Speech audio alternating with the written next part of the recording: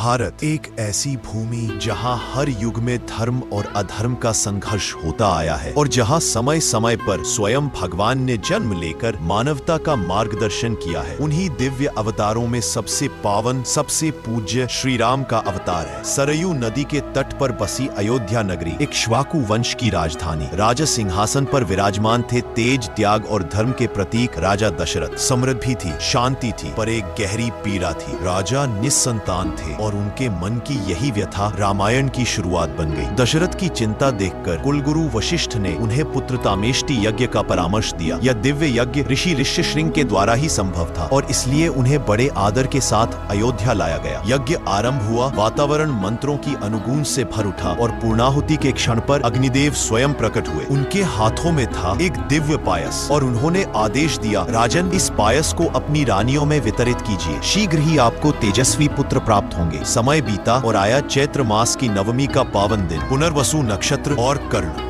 इसी क्षण रानी कौशल्या ने जन्म दिया विष्णु के परम अवतार मर्यादा पुरुषोत्तम श्री राम को। उसी दिन रानी कैकेयी ने भरत और सुमित्रा ने लक्ष्मण और शत्रुघ्न को जन्म दिया। अयोध्या में उत्सव, आनंद और मंगल ध्वनि गूंज उठी। चारों राजकुमार बड़े प्रेम से बढ़े। राम शांत, विनम्र, सत्यप्रिय। लक्ष्मण राम के प्रति अगाध भक्ति से भरे। भरत करुणा के प्रतीक और शत्रुघ्न अपने भाइयों के प्रति समर्पित। अयोध्या में धर्म, शौर्य और आदर्श का एक स्वर्णिम युग प्रारंभ हो चुका था। इस प्रकार धरती पर अवतरित हुए प्रभु श्री राम। लेकिन यह तो केवल आरंभ था। अगले अध्याय में ऋषि विश्वामित्र का अयोध्या आगमन और राम लक्ष्मण का उनके साथ प्रथम वनगमन।